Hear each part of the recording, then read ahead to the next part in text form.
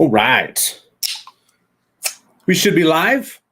Hello, everyone. If you celebrate it, happy Easter.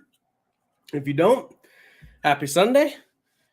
If you're somewhere else in the world, how you doing? Hello, everybody. It's good to be here. Glad to be here with all of you. Let's get the chat going here. So I know you're going to see reflection in this tank here. I did mount up a TV as a second monitor. I had an older one and wasn't using it, so set that up for kicks and giggles, and here we are. So as you can see, though, we got a lot to talk about. Kind of got a lot to update on. We have done some things, so the goal is to go for about an hour. My stomach's been a little wonky today, so we'll see if I make it full hour. Kind of depends on questions, chat, everything there too, and we'll see where we go here today. So we got TJ Autocross here. Good to see you. Laura, hello. HG Aquatics, Mountaintops coming in. Leo, how's everybody doing? HG, I just I watched your new fish room tour video today. I like what you got going on there. I mean, it's impressive what you've got all this built out there. Nabo, good to see you coming in, man. Glad you're here. But yesterday, we don't talk about yesterday, just like we don't talk about Bruno. But I am living with fish. So we what is today? Saturday. I spent some time getting all this kind of set up going. We'll definitely try and show it off here as more as I can. So this is all coming together better than I thought it would, and it's especially this little tank here in the middle. I'm in love with that tank right now, and it's only going to get better. The plants just got put in yesterday. So there's time that needs to mature out. The 45 cube, I'm actually ordering another batch of plants for it to fill it in even more, partially because I'm kind of impatient, but I also just want to see what it's going to look like. Of end result in the 45, I think is going to be amazing. It's just going to take some time. It's just going to take some time to get there. But yeah, my vision of those two is coming together. The rocks are awesome in the cube. So Justin, we'll see if we can bring him into the chat eventually. He had like 200 pounds of this black lava rock in his garage, and I had an idea in my head of what I wanted the rocks to look like. Originally, the cube, the idea that kind of got born around it was an Iwagumi scape, where it's only rocks and then a carpeting plant. So it's, knowing me though, as I really thought about it, I was like, there's no way this is going to be only that. There's too many plants I like. So I've got some Pogo Stamon in there. I have Dwarf Chainsword. We have some Hydrocotyle Japan. There's that the other way around. And then I have a Dwarf Lily Bulb in the back. But I want to put more Dwarf Chainsword in there. I want to get some Anubias in there. So I just, the way the rocks came together. So I went to Justin's house. He let me raid his stash, and I got some stuff set up in there. So I don't have the video film for it yet. It's my style of video I want to do for these tanks is going to be different. Because I thought about setting the camera up and trying to get my daughter out of the room and show me planting it. But at the same time, Saturday when I did it, she was in here hanging out with me as best as she could. Unfortunately, she likes to trip over things, but it was nice on a level of I just got to enjoy my tanks the way I wanted to enjoy them, and it was amazing. It was so relaxing. And then after I kind of got it all put together, me and Jordan, my wife, started talking about this tank, the 65 gallons. So this 65 gallons is one I bought in Texas. I had behind me in Texas. And originally I was going to sell this because I bought the cube and I wasn't going to set this up. And then I kind of had some ideas of, on this second shelf of this rack, setting up a lot of the smaller 5-gallon tanks that are become really popular right now and kind of showing those off. But they're $100 a piece. You set 3 of them up, that's $300. But then you get into, you still got to get plants and this. So I had this in my garage. Me and my wife started talking about it. And I came down to I really just want fish I can enjoy right now. Like I'm watching rice fish become popular again in a lot of people, and I've joined a rice fish Facebook group, and I so desperately want to breed rice fish. I also just really, really, really want to just look at fish, enjoy fish, zone out to fish. So lo and behold, the 65 came back into play. Don't have a light on it yet, but I say this little tank here in the center. So after I kind of got everything set up, and I've had water in these two tanks for for 2 weeks now, week and a half, and so the middle tank is going to be a shrimp tank. It's going to be a dedicated shrimp tank. I've never done a dedicated shrimp tank. I want to do that. And I've probably am repeating some things, but I have some red wag platies in there right now. And the reason is I wanted to kind of season this tank. I want to get some living organisms in this tank, some fish poop in there, some mold built up, let the plants establish a little bit before I put some shrimp in there. And then kind of the same aspect here on the 65 gallon. I have just some 18-cent goldfish in here. Don't worry. They're going back to the store when I'm basically done with them, but I wanted to get some living fish in here. And as soon as I added the platies yesterday, it was hilarious because my daughter, she saw these two tanks up and running, and she'd always come in and say, "Daddy, there's no fish. Daddy, where's the fish?" And I tell her, like, we don't have any yet. We'll just go to the store and buy some, Daddy. So it's just fun to see in her little mind how that works. So what I did, when I went and picked up the platies and I put them in the tank, I had this moment, and like you said, HG, living with fish again. It was just like this peace and zen just moment of, oh, it's amazing to have fish in my possession again. It's just amazing to watch them interact with their environment and swim and move. And so that's where I know what I want for the 65. And I'm just excited for that, of just the peaceful, calm nature that fish bring. And I'm very excited for the 45 cube. I want to make it a very nano related community take type thing. So it's going to be fun. Got a lot of ideas going on in my head, and they're coming together. So I'm very grateful about it. You can't see it though. There's two massive bundles of hornwort in the 65 right now. So the PetSmart I went to, because it's the closest to me. I just needed some cheap things. They had hornwort available, which kind of surprised me, for like $1.29 a bushel, like a bundle. And they are massive. Like I cannot believe how much hornwort I got out of there. So I'm ordering a light, gonna get that established up, all that going there, and then we'll get some, the fish I want here. So it's gonna be kind of fun too, of where it's gonna be some bigger fish you should be able to see on camera. Then we'll still have these behind me, but then I'm still playing with camera setup and positioning, and I just hope you can hear me all right and see me all right. So we're getting together. We're kind of bringing everything back to, and it's just fun to do live streams again. It's fun to be back to the community. I will be posting videos. I will be doing some true video content. I just kind of want to get things going first. But any suggestions, tips for my fish room and my video? So this is kind of any suggestions for your fish room.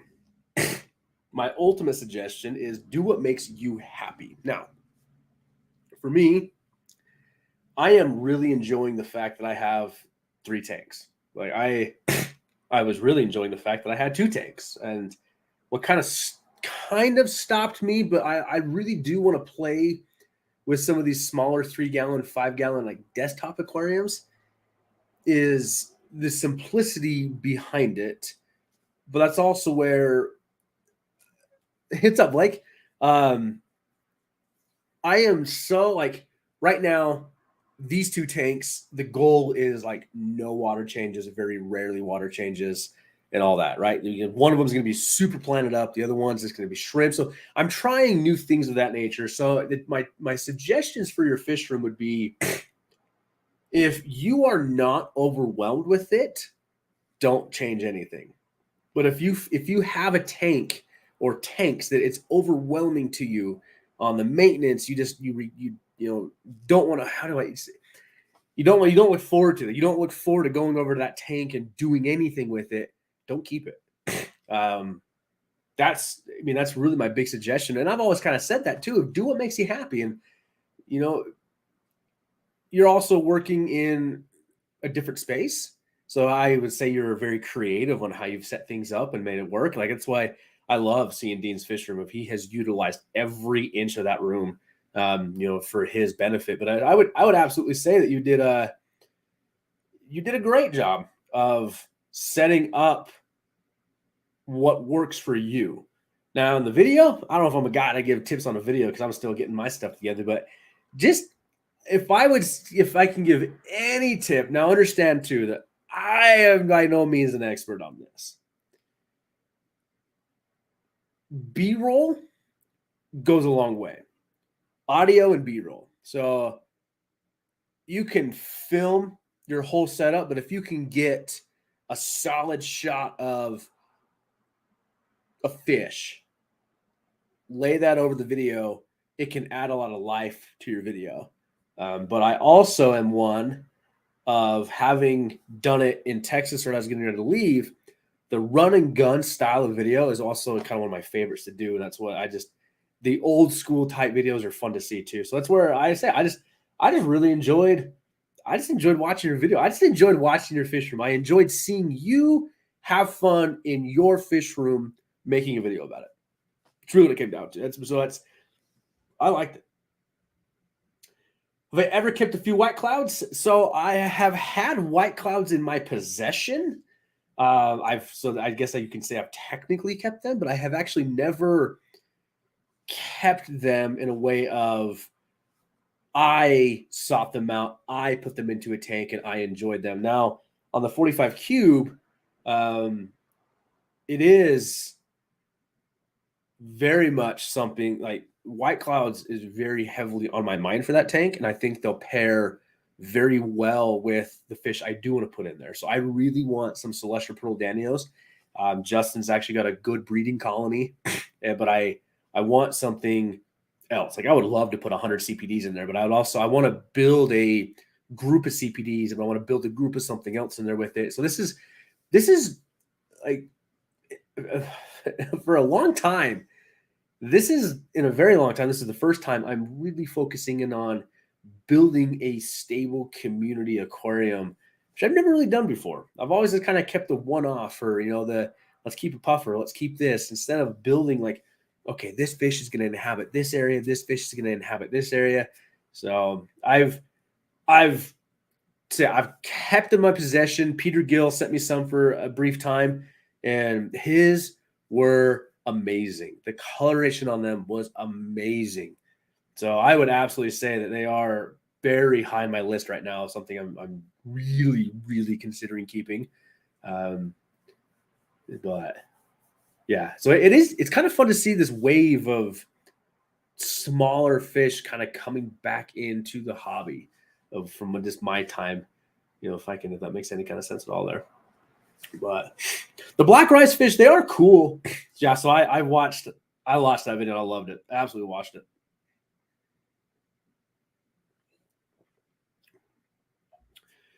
Well, Haley, welcome to the channel. I literally just subscribed today as I had to look up how to raise mystery snails. Well, hopefully you found something that was worth your while. Hopefully you found some decent information. That was a few years ago that I had mystery snails. I almost want to get them again, but I know that they will go rampant in my tanks, but I also kind of want to get them for this tank, possibly. But welcome. Hopefully you like what you found, and glad you're here. Oh yeah, raising baby ones, you feed them. I mean, that's what a lot of it comes down to. You just feed them. So either way, I hope you found something you liked, because I'll never claim to be an expert on anything. I'm just a guy that's crazy enough. I've tried a few things and see what we do there. But welcome. I'm glad you're here. I'm at a loss. Everyone says it's easy to breed white clouds, but I've had no luck. What Mexicali fish keeper? 1, hello. 2, I have personally never bred them, but I can direct you to some videos on from creators that I would say have successfully bred them in very large numbers. And so what it comes down to is, do you want to set up a breeding tank for them, or do you want to keep them in a community style and hope they breed? So let me know what kind of direction you're going on them, and then I can direct you to some videos on that. If you want more information on that, so I've absorbed so much just random stuff off watching so much YouTube. I can kind of give you my insight on it, on how I would do it, from watching other people do it. But yeah, so we go there. It is really fun though that chat is this big now. Like it just makes it so nice to read. Let's see here. Trying to get rid of my cichlids in bushfish right now because I'm not having fun with them. The bushfish, so they're the leopard bushfish. They are such a unique fish, and they're fascinating. But I am kind of the same way. I've kept one in the past, and I just have a hard time of like, do something. Like you just want to go up and poke the glass of do something. But they're such a unique fish in their own right and way. But yeah, you've got to do what you got to do, and it makes you happy for it. Okay, who we got here? I have them by themselves in heavily planted 10-gallon tank. So I will agree with Nabo here of what is your temperature. So my direction of what I would tell you to look into is Rachel O'Leary has a fantastic video on how to breed white clouds, and she does a very specific setup for that. The next thing, so kind of my understanding of it is you need an area if they're an egg scattering fish. You need a place for the eggs to fall into where the parents can't then get them. So if you have a heavily planted, you should have enough cover for fry to get into. Now, we can also look into how old are your fish. Are they, are they sexually mature? Are you sure you have males, females? We take out those first questions. Now we move into, okay, so it's heavily planted. Is it a sand substrate? Is it a gravel substrate? If you want to adjust some of this, so the way Rachel does it is she puts a bunch of moss in there, floating plants, takes that plastic mesh material that you see, like remember in the old school days where you like sew yarn through it? That makes any kind of sense. I can show you a picture of it. Puts that in the tank, kind of use it into the tank. Parents on top, so breeding colony on top. Eggs fall through the mesh. They can raise out in the bottom, feed on the microfauna in the bottom and stuff, and then that you can do that way. So if you are having trouble with that, maybe add a small rock pile. Maybe add like a small Tupperware container full of marbles. Maybe add a Tupperware container full of just rocks. So you need some place for the eggs to fall into where they can then get away from the parents of that. So if that makes any sense. Now, this is me regurgitating information of, oh, that makes sense in my head. This is not me saying these are the things I've done to breed white clouds, because I've never bred white clouds. But this is also my opinion. But it's also my opinion of here's how I would do it. Now you say the water is very hard. It's the only thing I haven't tried changing. You know me, I'm 100% against changing your parameters of that structure. And I truly do believe you can breed plenty of white clouds in hard water. I actually have a whole video idea, possibly live stream I want to do kind of regarding soft water after having played with it in Texas a little bit. But I truly feel you can breed those in hard water. It's a lot of it going to be, do you have a heater in your tank? If you have a heater in your tank, maybe pull that heater out. Let the water temperatures fluctuate a little naturally, right? So I think I do honestly think you will have success with it before you start changing water parameters. That's my opinion on that one. Definitely my opinion on that one. But let's see here. So do you need to raise mystery snail babies without the parents? No, you can raise them in the same tank. So I've successfully raised clutches, leaving them where they're at. They're just gonna just raise out into that same tank. It's also just a lot of people like to move the clutches, hatch them artificially separately, and then move them to a separate tank to where you can kind of control, excuse me, that population of snails because they can go rampant fast. It was interesting when I had my group going. All of a sudden, I saw my first egg collection is amazing. Like the next day, there's like 3 more than I came. There was one day I think I had like 13 clutches in one day, and it was like, oh my gosh, like okay, these things will go bonkers unchecked. But no, you can absolutely raise them in the same tank as the parents. The only thing I have to say about that is just going to be food. Um, like people often ask me, like, how'd you get your mystery snails to breed stuff? Like food, like a ton of food. That's the hardest thing about raising up mystery snails is just you can feed so much food that you'll raise your snails, but you've got to keep up with the water quality and the changes on that.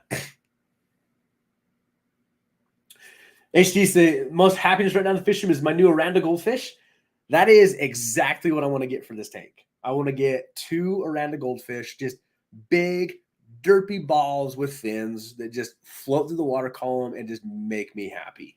Once upon a time, way back in the channel, I had a group of Aranda goldfish that I purchased as juveniles, raised out into this big softball-sized goldfish, and I've always they wouldn't have fit the fish room I had going, but I still just kind of regret getting rid of those fish. They were awesome. So that's what I want to do again. I really want to keep some Miranda goldfish, just because I can. Just because I can, and there's just that, right? I've thought about keeping a flower horn again, for that super interactive species, and I started weighing like flower horn, goldfish, and then just kind of keep landing on the goldfish of just that majestic movement of them is what I also really want there too.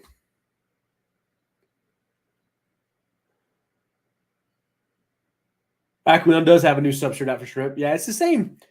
That's honestly, it's going to be almost the same thing as the Fluval stratum. It's so similar. It's so similar.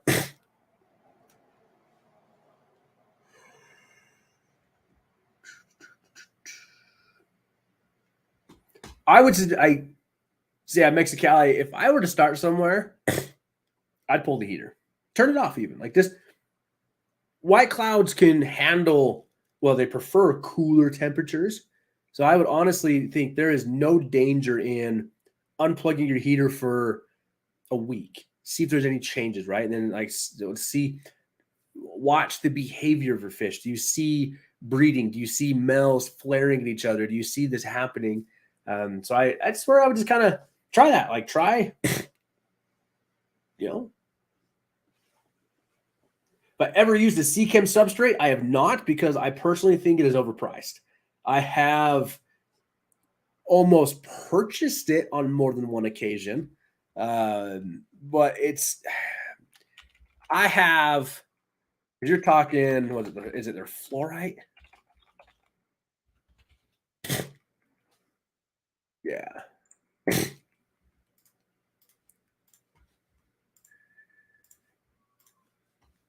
This stuff, right? Like their CChem fluorite. So I have almost purchased this on numerous occasions, and I just personally, there's just cheaper options. So like an example here, my 45-gallon cube behind me, I'm doing.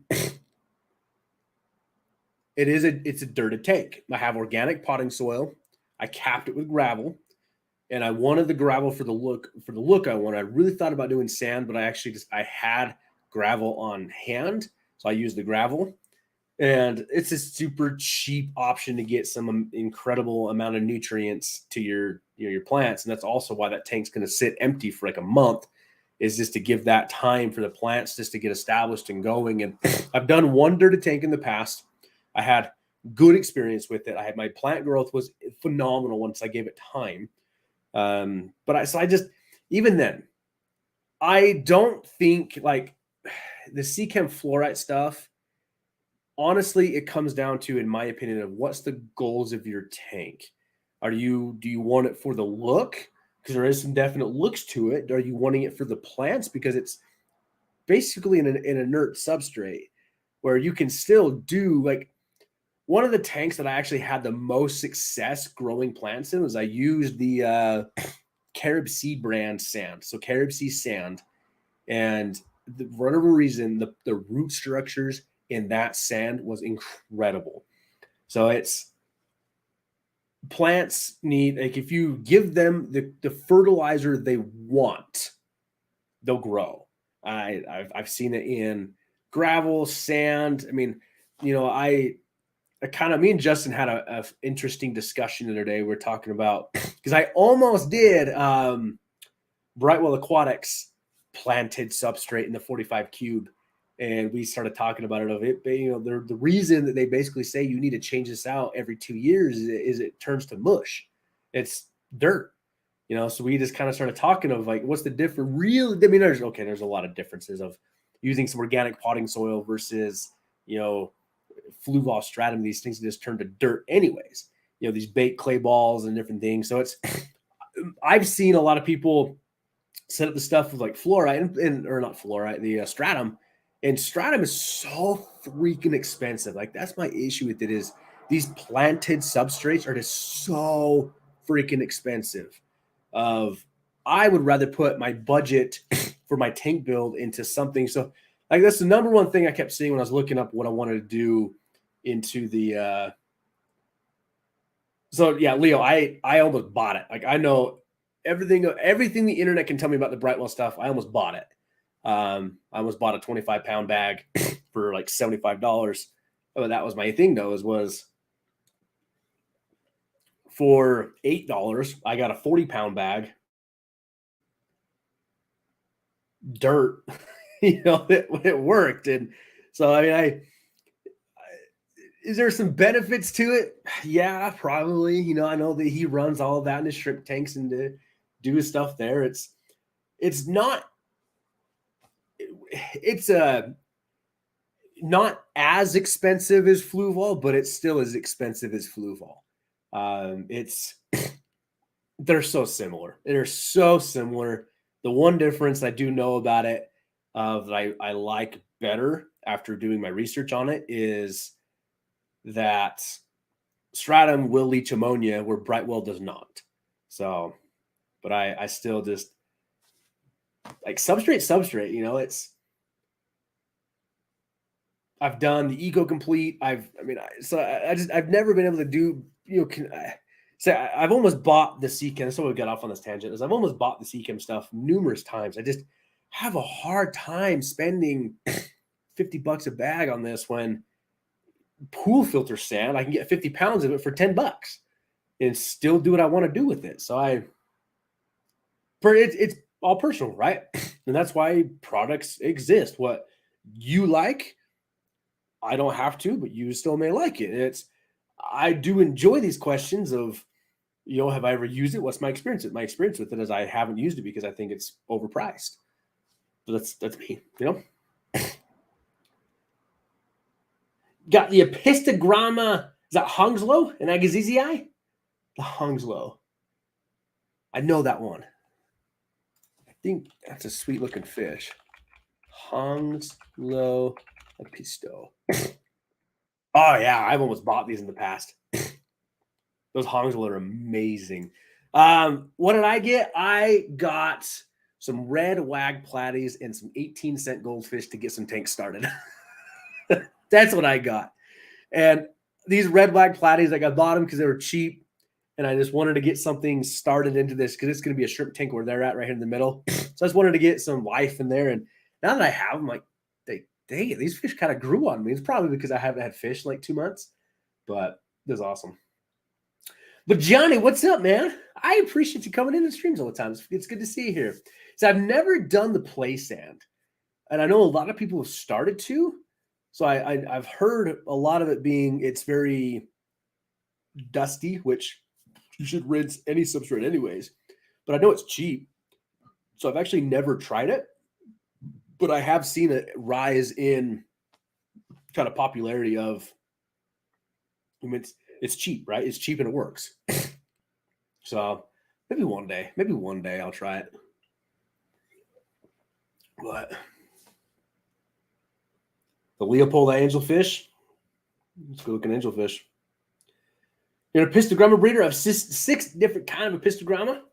Well, if you're ever looking to move some pistos around, so that's something I've also thought about doing in the 45 cube is adding a pair of pistos. I just don't want to keep the tank at 80.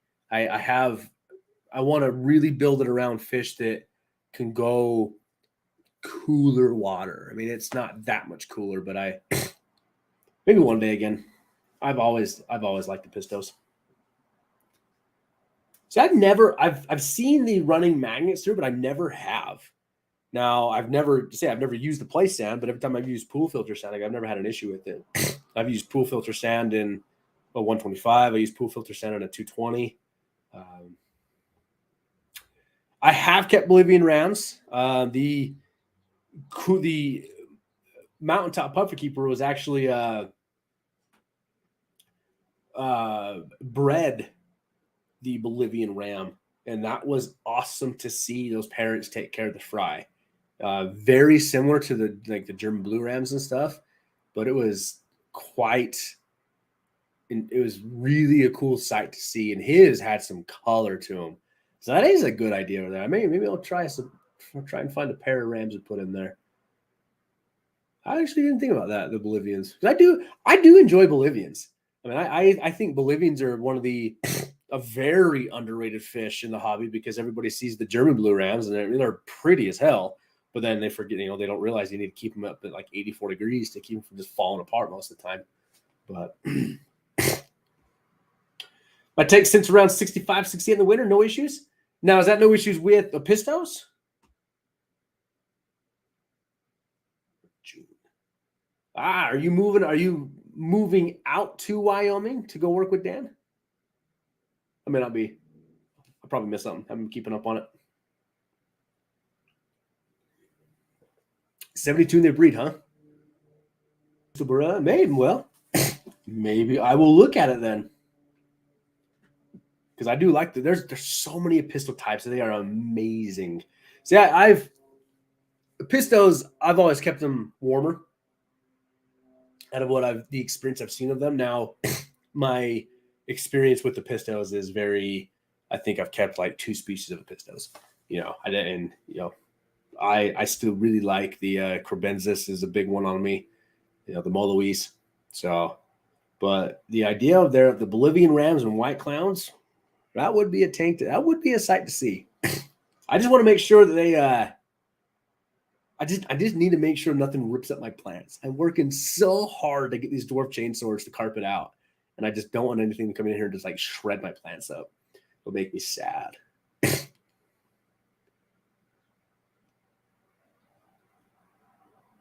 But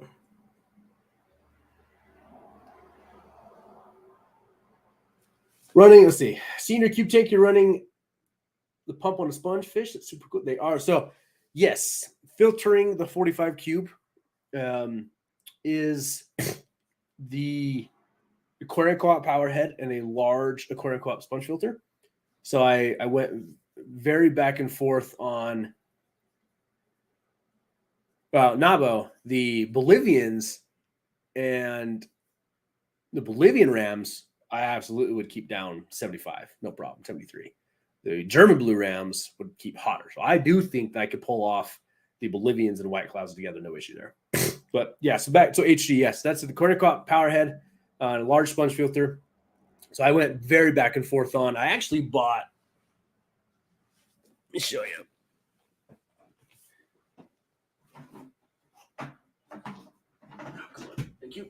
This came up for like a flash sale on Amazon one day for like 12, 15, was it $15? So it looked interesting. I didn't know if I was specifically going to use this on the 45 cube, but I wanted to at least try it. It's this like the jankiest of janky filters I've ever seen. So it's this Box Tech filter. So sponges here. You can fill these sides with ceramic media, and then they have like K1, the fluidized media here in this. Now, if you've seen the Zis bubble biofilters and stuff, I still like those. So I saw this, I was like, you know what? Like, there's no way that's enough K1 to even do anything realistically. And like knowing how much air you've actually got to get things to run, I'm curious to see what this is. So I picked it up, and it is a piece of garbage. It is such a piece of trash. I hooked this up to a fairly large air pump that I know would run multiple tanks with multiple sponge filters and no issue. And what's supposed to happen is down here, this little wheel, air was supposed to push into it, spin that propeller, which then fluidizes the media on top of this. And yeah, like I know it can take up to 24 hours and stuff for the fluidized media to actually get moving. That propeller wouldn't even spin. It was just absolute garbage.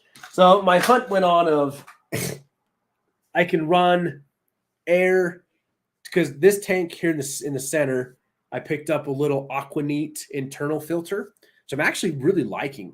It's super slim, sleek, and it's the way my rock structure is set up is it on one side of the tank, it has kind of a faster current. On the other side of the tank, it has a little more slower current. So it's came back around to of I could filter this with, so I am going to inject CO2 into the tank, which I have no concerns about using sponge filters, lids, whatever type of filtration I want. So I was back and forth on if I was going to use sponge filters. And then I remember that I had one of their power heads. I tried it, and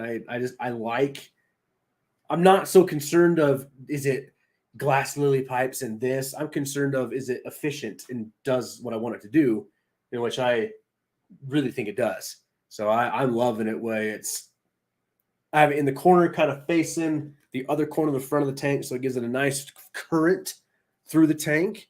And then it's just a super easy way to filter a tank, and I can pop off the sponge. And that was also the thing too, is I need filtration that I'm going to service, but I also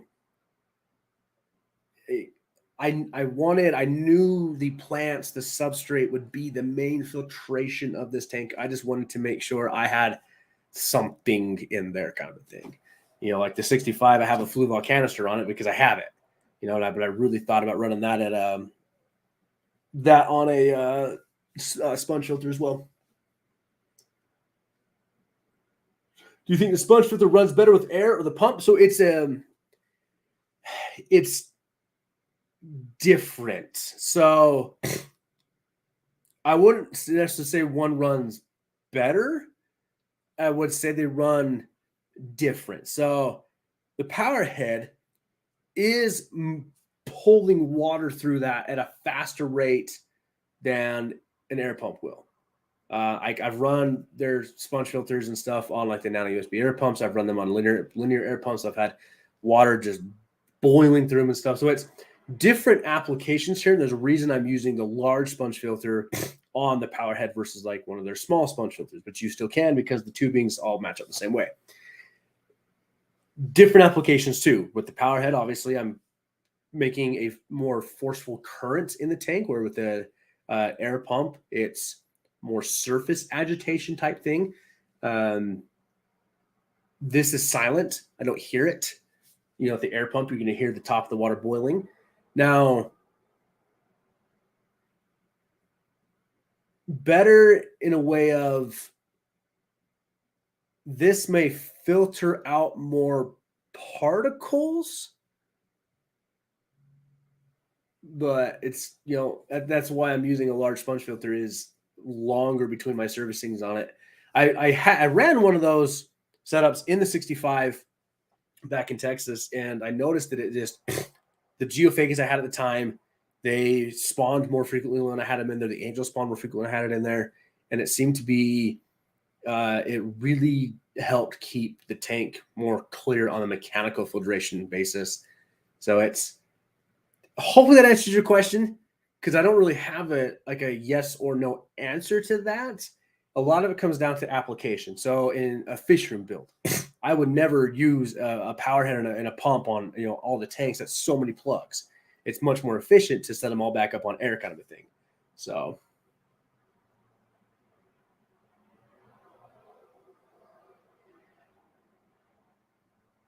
I've never I can mod it if I want to, but I've never been.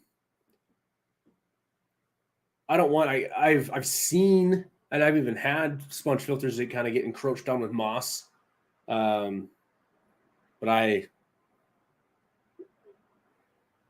don't know. Not my interest to put moss on a filter.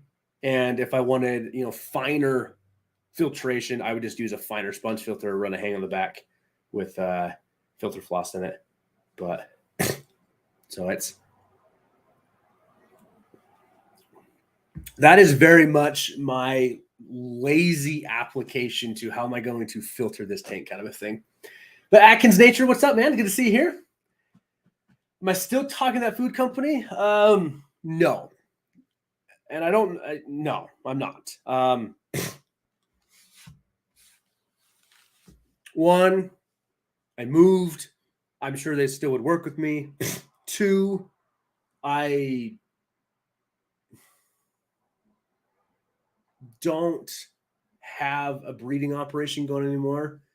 And the third one is much more of a personal thing of any company can work with whatever influencer they want, right? Like that will never, I can't determine that. I can't be mad. I can't be mad at them that, hey, you're working with this guy that I don't agree with.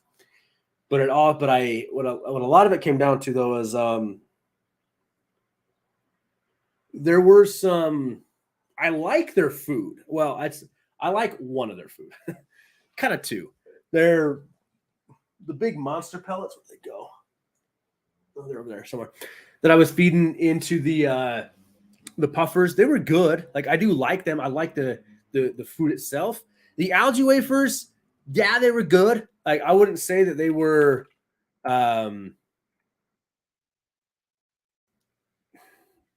anything different really. But the one food though that I do like, ultra fresh.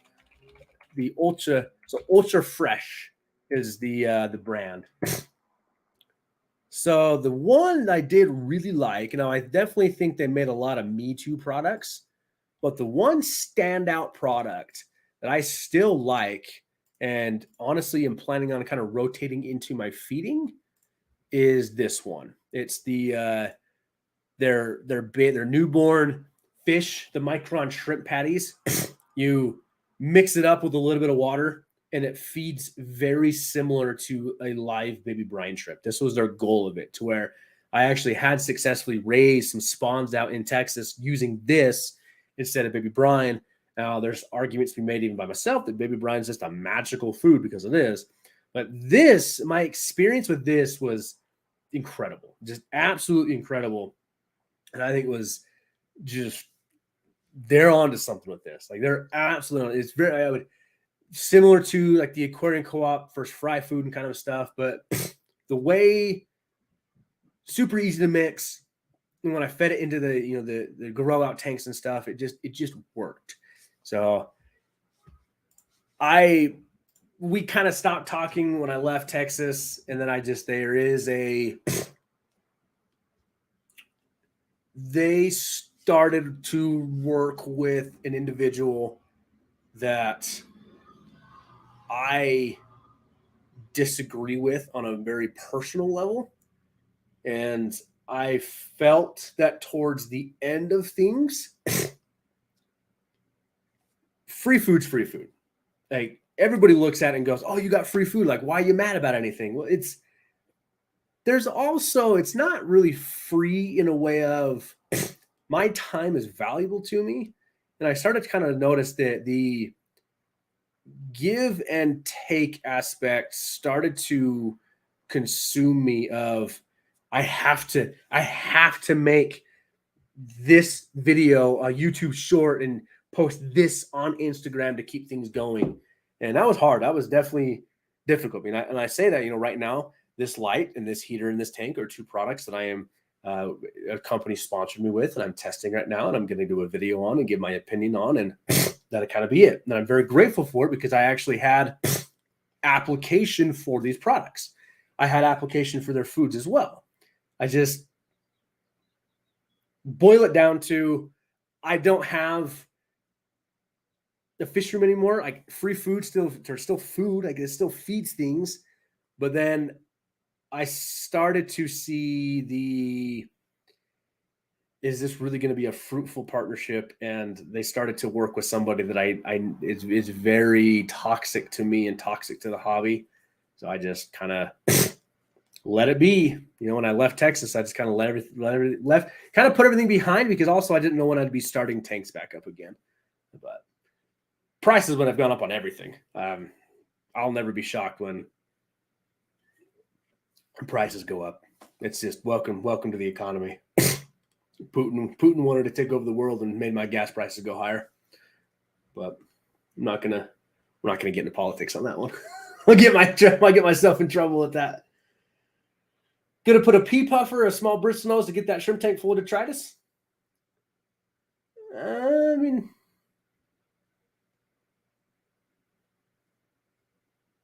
if you're trying to get a tank full of detritus,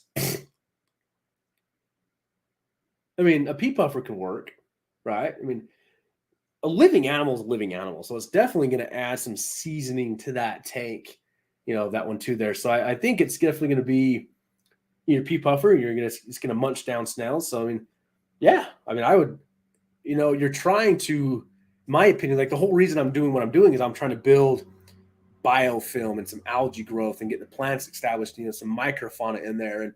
And in my mind, I go to, if those were my options between a pea puffer and a bristle nose, and I knew that I could successfully feed the pea puffer in there,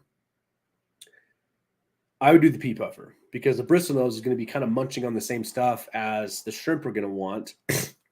But at the same time, if it was also what fish can you get out kind of a thing there. So, but yeah, I think there's just some, like, I was nervous of, I think we're on the same page here of, I was nervous to add shrimp to a new aquarium.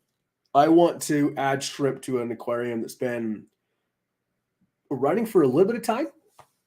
I'm not saying it needs to be like an algae farm, but I just running just for a little bit of time. That kind of makes sense, kind of a thing there. But so we'll see what comes new now that I'm here. I'm back to doing live. I'm enjoying the live streams. I still plan on live streaming on Sunday afternoons, and hopefully we can get, entice a group of people to come in. I'm hoping it's a little more accessible for people to get in. I also have the day off, so that makes it much easier. And I'm just curious to see what this next kind of stage of fish keeping for me is, because I want to film and make videos about these two tanks in particular and show you my thought process behind it in this. But I also just didn't want to film, this is me poking a plant into the substrate. Now, if that's your style, that's your style. I've made those types of videos. But I saw a video. Now, if I can pull it off, right? Because every time I try something new, it always seems to just crash and burn. I want to make it like cinematic is not the term I want to use. I want to make it and not to, I mean, everybody's copied somebody at stuff, but if you've ever watched Foo the Flower Horn, I just want it to be just a simple video, of explanation of why I picked what I did, why the plants, why this, but I want the focus to be on the tank, not the focus on me, kind of a thing. So it'll be one of those things. So I'm curious to see how it comes out. So I do want to see, we're not only going to do live streams. I will make some video content, but it's also a different transition for me where I don't have, yeah, Food the Flower Horn, like his style is something else. Like it's no way, shape, or form was mine even gonna come close. It's more of a, that's a style I want to try because his videos are just so relaxing, but it's the same time I pay attention to every freaking detail in his videos. Like it's just, I like what he does. Really do like what he does there. But it's different now too. Of I don't have a fisherman anymore, right? But I have tanks, and I still think I can build positive content around just tanks. And I've talked about before of one of the people I've seen do this is Inappropriate Reefer. He basically has, I think, 2 tanks, maybe 3 at one point, and he built an entire channel around it. So it's going to be interesting to get shrimp only shrimp into this tank and watch what the shrimp do and make a video about, hey, I saw the shrimp do a thing. Then I want to get, like, I've never kept CPDs. I've never kept a nano community style thing in this heavily planted of tanks. So I want to, really focus in on that of like, hey, that plant did a thing. What do you mean the plant did a thing? I don't know. The plant did a thing. Like it's all these things. Like when I unboxed this Anubias Nana right here, it is, I posted a picture on Instagram actually, because there's actually a flowering bud on it. And it was just beautiful. It's like that of, I got excited over an Anubias Nana, and I'm excited to watch the progression in the 45 cube of like the dwarf change sword. And I'm really hoping that the hydroconal Japan I put in there will take over the rock structure I want it to take over. So it's things that I've never really done before. I'm excited about that. Like I'm excited just to watch derpy Oranda goldfish swim around. And then you say, how do you make a video about goldfish? And the things that come to my mind are, well, I can light the internet on fire and make my goldfish care guide video and just piss off every snowflake out there. Or I can make a video of why I enjoy these fish, why I chose these fish, why these may be a good fish for you to keep. And then I'll still piss off the internet because they're going to say that tank is too small, or you're feeding the wrong things, or they poop too much. There's no way you can keep up with this. But those are the types of videos I'm excited to make now, of sharing. I did some of it in Texas and I loved it. I had so much fun with it. So that's what I want to do again. And that's why I say I'm not going to have schedules anymore. It's, if I post this week, I post this week. If I post this month, I post this month. But it's, at the end of the day, I think it's going to be a better viewing experience for you and a better time creating it for me, which Blake, I appreciate you, man. I appreciate you putting it out there. So I do really try and give some value to my memberships. And Blake is the number one guy there of making sure we have members. And we had a good, I think we streamed for like 3 hours last night with just members talking of kind of plans and what we're doing. So yeah. But Select Pet's good to see you here. I know you're in and out. And it's Easter Sunday. I know it's a potentially very busy day for people. I just wanted to get on here and hang out for a while. So we're almost at the hour mark. If you guys have got any last questions or comments you want to throw in the chat, feel free to do so.